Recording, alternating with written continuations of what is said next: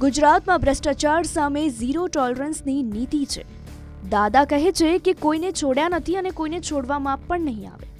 પણ રાજ્યના ઉદ્યોગ મંત્રી બળવંતસિંહ રાજપૂતની નાક નીચે 100 કરોડનું જીઆઈડીસી કૌભાંડ થયું હોવાના અહેવાલ બહાર આવ્યા છે, જેમના પર મોટા આક્ષેપો છે કે ચીફ એન્જિનિયર રમેશ ભગોરા વય નિવૃત્તિ પછીના 1 વર્ષના એક્સટેન્શન પર ચાલી રહ્યા છે. તેમના વિરુદ્ધ લેખિતમાં સીએમઓ સુધી રજૂઆતો પણ થઈ છે, પરંતુ કોઈને માત્ર એ પદ પરથી ખસેડી લેવાથી કરી લીધેલો ભ્રષ્ટાચાર ભૂસાઈ નથી જતો. બળવંતસિંહ કહે છે કે તેમને એક્સટેન્શન નહીં મળે, પણ શું 100 કરોડના ભ્રષ્ટાચારની તપાસ થશે એ બાબતે કોઈ બોલવા પણ તૈયાર નથી.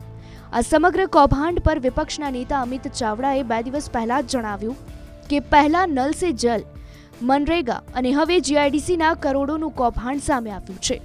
જીઆઈડીસીમાં 100 કરોડ કરતાં પણ વધુનો ભ્રષ્ટાચાર થયું છે. મુખ્ય ઇજનેર ભગોરાના કાર્યકાળમાં સૌથી વધુ એક્સ્ટ્રા એક્સેસ બિલ ચૂકવાયા છે. આ ભ્રષ્ટાચારની તપાસ કરાવો. અંતે સવાલ એ છે કે આ ઓડિટ રિપોર્ટને ફક્ત એક નોર્મલ ઓબ્ઝર્વેશન તરીકે જોવામાં આવશે કે પછી કોઈ તપાસ એજન્સી આગળ વધશે. અહીં ટેકનિકલી અયોગ્ય કંપનીને કામ આપવામાં આવ્યું છે. ઠરેલી શરતોના અમલમાં બેદરકારી અને નાણાં હિતનું રક્ષણ કરવામાં અધૂરાપણું દાખવી કોન્ટ્રાક્ટરોને અનુચિત નાણાકીય લાભ પહોંચાડાયો છે. હવે આગામી સમયે જ ખ્યાલ આવશે કે દાદાનું ઓપરેશન ગંગાજળ કેવો રંગ દેખાડે છે.